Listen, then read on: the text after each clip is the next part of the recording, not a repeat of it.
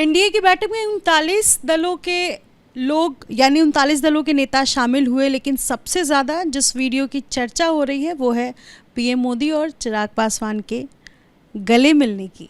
और जो वीडियो सामने आया जिसमें चिराग से पीएम मोदी खुद आगे जाकर गले मिल रहे हैं, ये तस्वीर न सिर्फ भावुक करती है बल्कि आगे की दशा और दिशा क्या होगी ये भी साफ संकेत देती है। और मेरे साथ इस वक्त चिराग पासवान खुद मौजूद है ख़ास बातचीत करने के लिए। सबसे पहले आपको बधाई। थैंक यू निधि। कल की मीटिंग कैसी रही और जो आपको मुलाकात से जो आपको समझ में आया परिणाम के तौर पर कह लीजिए, जो एक कंक्रीट तौर पर आप बता सकते हैं? कल की मीटिंग एनडीए घटक दलों की थी और खूबसूरत लम्हा था कि 25 साल एनडीए ने पूरे किए और इन 25 सालों में कई उतार चढ़ाव से एनडीए गुजरा और कई घटक दल आए गए, पर आज जिस मजबूती के साथ तमाम घटक दल कल उस बैठक में मौजूद रहे, लक्ष्य इस बैठक का यही था कि आने वाले 2024 में किस तरीके से एनडीए की एक बड़ी जीत को हम लोग दर्ज करें। और उसमें तमाम घटक दलों ने अपनी अपनी तरफ से तमाम सुझाव दिए। लोक जनशक्ति पार्टी रामविलास की तरफ से मैंने भी अपनी बातों को वहाँ प्रधानमंत्री जी के समक्ष रखा। उन्हीं के नेतृत्व में ये बैठक थी और प्रधानमंत्री जी ने 2024 को लेकर अपना मार्गदर्शन दिया। कई ऐसी बातें कहीं जिससे यकीनन न सिर्फ उत्साह एनडीए के घटक दलों में बढ़ा, बल्कि एक नए जोश, एक नई ऊर्जा के साथ हम लोग 2024 के रण के लिए हम लोग तैयार हैं। तो तमाम बातें एनडीए और 2024 के मद्देनज़र ही कल इस बैठक में हुई। आप जब भी बात करते हैं, मीडिया के सामने भी कुछ बयान देते हैं चिराग, तो आप अपने पिता रामविलास पासवान जी का ज़रूर जिक्र करते हैं। मैं ये समझना चाहती हूँ कि कल जो मुलाकात हुई और इस बात को लेकर के भी इसमें कोई दो राय नहीं है कि आपको हनुमान कहा जाता है और हनुमान ने लंका में आग लगाई थी अपने पूत से। चिराग पासवान क्या करेंगे? देखिए, कल की मुलाकात के बारे में मैं कहूँगा, मुझे लगता नहीं कि इन मुलाकातों के कोई बहुत राजनीतिक मायने निकाले जाने चाहिए, क्योंकि ये बहुत व्यक्तिगत मुलाकात थी और प्रधानमंत्री जी का पूरा जेस्चर बहुत पर्सनल था। मुझे नहीं लगता कि इससे पहले किसी ने भी प्रधानमंत्री जी को के इस साइड को या इस रूप को देखा हो।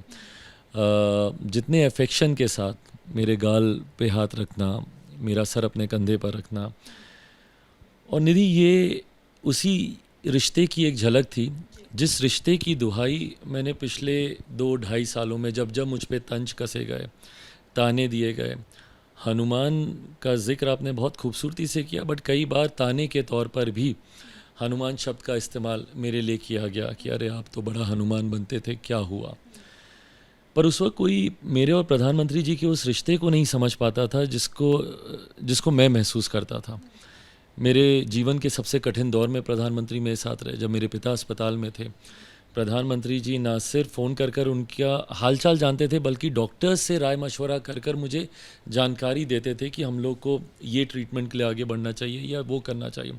दिन में 2-2 बार उनका मोबाइल फ़ोन पे डायरेक्टली मुझे कॉल करना। तो जो संबंध उस कठिन दौर में उन्होंने बनाए मेरे साथ, उस संबंध की मर्यादा हमेशा उन्होंने भी रखी, मैंने भी रखी। मैं गठबंधन में रहा या नहीं रहा, मैंने कभी प्रधानमंत्री जी के खिलाफ मैं कभी नहीं गया। और कई बार इसको लेकर मेरे ऊपर आरोप भी लगाए गए कि भाई भाजपा ने ये किया वो किया, पर आप कभी नहीं बोलते प्रधानमंत्री के खिलाफ, ये नहीं किया वो नहीं किया। क्योंकि उस रिश्ते को मैंने हमेशा महसूस किया जो कि शायद कोई और कभी देख नहीं पा रहा था। और कल शायद पहली बार एक सार्वजनिक मंच पर उस रिश्ते की वो झलक दिखी। जिस तरीके से उन्होंने मुझे गले लगाया, मुझे लगता है एक पिता ही अपने बेटे को इस तरीके से गले लगाता है। पॉलिटिकली पेबैक करने का वक्त भी आ गया है। जैसा मैंने कहा कि इसको राजनीतिक परिप्रेक्ष्य में मैं देखकर इस लम्हे को बहुत छोटा कर दूंगा। इस लम्हे की मैं खूबसूरती इससे छीन लूँगा अगर इसमें मैं कोई भी राजनीतिक दृष्टि अगर इस पे जाएगी। मुझे लगता है वो एक खूबसूरत लम्हा था, हम दोनों के बीच का था, और बस उसको वहीं तक सीमित रहने देना चाहिए। मेरा एक सीधा सवाल है आपसे कि क्या चिराग पासवान मंत्री बनेंगे कैबिनेट एक्सपेंशन होता है तो? इस सवाल का जवाब ही नहीं है मेरे पास, और इस सवाल का जवाब प्रधानमंत्री जी के अलावा किसी के पास हो भी नहीं सकता। और मुझे लगता है कि पूर्णतः ये प्रधानमंत्री जी का अधिकार क्षेत्र है कि वो अपने मंत्रिमंडल में किसको लेते हैं, किसको नहीं लेते हैं। मैंने गठबंधन मंत्री पद की सोच से नहीं किया। मैंने गठबंधन 2024, 2025 बिहार विधानसभा के चुनाव जो कि मेरे लिए बहुत ज़्यादा महत्वपूर्ण है, उस सोच के साथ मैंने किया है। तो अभी मंत्री पद का विषय भी संज्ञान में नहीं है मेरे। पिछले 2-2.5 सालों में आपने बिहार में लगभग हर ज़िले में आप गए, आपने बिहार फर्स्ट, बिहारी फर्स्ट की शुरुआत की और ज़ोर शोर से आप लगे रहे कार्यकर्ताओं के बीच मजबूत संगठन बनाना। अब जब सीट बंटवारा होगा तो ये एक कॉमन सा सवाल है जो कि आपसे पूछा जाना चाहिए कि पिछली बार जितनी सीटें आपको मिली थी और अब जब तस्वीरें बदल गई हैं, मजबूती से आप खड़े हैं बिहार में, सीट शेयरिंग में आप कितनी सीटें चाहेंगे? सिर्फ इच्छा की बात मैं कर रही हूँ। इच्छा मैं अपनी जाहिर गठबंधन के भीतर कर चुका हूँ और मैं गठबंधन धर्म की मर्यादा को तोड़ूंगा कि अगर मैं कोई भी ऐसी चर्चा सार्वजनिक मंच पे करूँ जब तक ये बातें गठबंधन के भीतर हम लोग एक फाइनल डिसीजन पे नहीं पहुँच जाए या एक ऐसे समय पर नहीं आ जाए जब गठबंधन इसकी घोषणा के लिए तैयार हो। क्योंकि मेरा गठबंधन भाजपा के साथ है, बट भाजपा का गठबंधन कई और घटक दलों के साथ है, तो उनको सबके बीच में एक तालमेल बैठाना है और वो होने के बाद ही उसकी सार्वजनिक घोषणा की जाएगी। तो मैं कोई भी ऐसी जानकारी साझा नहीं कर सकता जब तक गठबंधन उसकी घोषणा के लिए तैयार ना हो। ठीक है, आपने गठबंधन के अंदर इच्छा जाहिर की, तो जो इच्छा जाहिर की उस पर आपको सहमति मिली या नहीं, ये बताइए। मैंने ज़रूर कहा कि बहुत सकारात्मक चर्चाएं हुई हैं हम लोग की और कल की बैठक में भी जिस तरीके से तमाम घटक दल मौजूद थे, तो मुझे लगता है कि और भाजपा ने हमेशा ये खूबसूरत तालमेल हमेशा अपने घटक दलों के साथ बनाया है। तो कल से यानी बीते दिन से लगातार कार्यकर्ता आपके पास पहुंच रहे हैं, तो कार्यकर्ताओं के बीच से क्या ये आवाज़ भी आपको सुनने को मिली कि चिराग अब आप बिहार के सीएम के तौर पर आपको देखा जाना चाहिए? निधि, ये जो सवाल हैं इनका कोई उद्देश्य ही नहीं है, ना मंत्री का ना सीएमशिप का। मुझे अगर किसी भी पद की लालसा होती तो सबसे पहले तो मैं 2020 में ही वो कदम नहीं उठाता। 2020 में मेरे लिए मंत्री बनना सबसे आसान था। मैं मेरे मुख्यमंत्री के सामने नतमस्तक होता। बिहार में मेरे आज 4 मंत्री होते, मैं खुद केंद्र सरकार का मंत्री होता। मेरे लिए बहुत आसान थी वो रहा। पर मैंने बार बार इसको कहा है कि बिहार पर राज करने के लिए नहीं, बिहार पर नाज करने की लड़ाई है मेरी। बिहार फर्स्ट, बिहारी फर्स्ट की लड़ाई है मेरी। मैं मंत्री, मुख्यमंत्री, मैं उस रेस में ही नहीं जा रहा हूँ। मैं सिर्फ अपने राज्य को जो 75 साल से विकास की राह ताक रहा है, बाकी राज्य विकसित हो गए, मेरा बिहार वहीं का वहीं है। बिहारी कहाँ से कहाँ पहुँच गए और मेरा बिहार पीछे रह गया। तो मेरी चिंता मेरे प्रदेश के लिए है, तो इसलिए मैं ऐसी किसी रेस में नहीं हूँ। प्रतिनिधित्व की बात, दूसरे शब्दों में कहें तो प्रतिनिधित्व अगर आपको मौका मिले तो आप करना चाहेंगे? Definitely, why not, but I think अभी it's too hypothetical and if you asking me hypothetically I will answer yes, why not. ठीक है। अब एक और बात की चर्चा हो रही है, चूँकि हो सकता है आपको ये सवाल पसंद ना आए, लेकिन कल से जो चर्चा हो रही है दूसरी तस्वीर की, जिसमें आप खुद गए हैं अपने चाचा के पास, जो चाचा आपके बारे में लगातार बयान दे रहे थे। उन बयानों पर नहीं जाते, लेकिन कल जो आप गए खुद से, आपने पैर छुए अपने चाचा के, पशुपति पारस के, तो इस बात की भी चर्चा है कि क्या एलजेपी रामविलास और उनके पास जो पार्टी जो दूसरा टुकड़ा गया है वो दोनों मर्ज हो जाएगा? देखिए, पहली बात तो मेरा उनके पास जाना मेरे संस्कारों का परिचय है भाई। अब भले वो कहते हों कि कौन है चिराग पासवान, मैं नहीं जानता चिराग पासवान को, या भले वो कहें कि मेरा उनका खून अलग है, बट मेरे तो चाचा हैं वो। और मेरे पिता के जाने के बाद मैंने उन्हीं में ही पिता की छवि देखी थी। बट बहरहाल उसके बाद जो परिस्थितियां रहीं, कौन जिम्मेदार, कौन सही, कौन गलत, मैं उस डिबेट में नहीं जाऊंगा। बट कल जब एक ऐसा मंच था जहाँ पे वो भी मौजूद थे, तो मेरे तमाम मतभेद उनसे एक तरफ, पर मेरे चाचा हैं और ये मेरे संस्कारों में है कि बड़ों का आप सम्मान करें। सिर्फ उसी लिए मैं उनके पास गया, उनके पाँव छुए, उन्होंने भी मुझे गले लगाया। ये भी उनका बड़प्पन है, मुझसे इतनी नाराज़गी होने के बावजूद उन्होंने मुझे गले लगाया। अब इसके पुनः ये वही लम्हों में से है जिसको सिर्फ वहीं पे ही समाप्त कर देना चाहिए। इसके कोई राजनीतिक रिपरकशंस हों मुझे नहीं लगता। जहाँ तक रही बात दोनों दल के एक होने की, मैंने हमेशा इस बात को कहा है कि परिवार के बड़े ही ये फैसला लेते हैं, क्योंकि यहाँ पे सिर्फ दो दलों की बात नहीं है, परिवार की भी बात है। और मैं जिस परिवार से आता हूँ, पारिवारिक फैसले परिवार के बड़े ही लेते हैं। तो ये फ़ैसला अंतोगत्वा उन्हीं को ही लेना है, और मुझे लगता है शायद वो फ़ैसला ले चुके हैं, क्योंकि कई बार वो इस बात को कह चुके हैं। उन्होंने तो यहाँ तक भी कहा कि सूरज पश्चिम से निकल जाएगा पर चिराग से मेरा कोई समझौता नहीं होगा।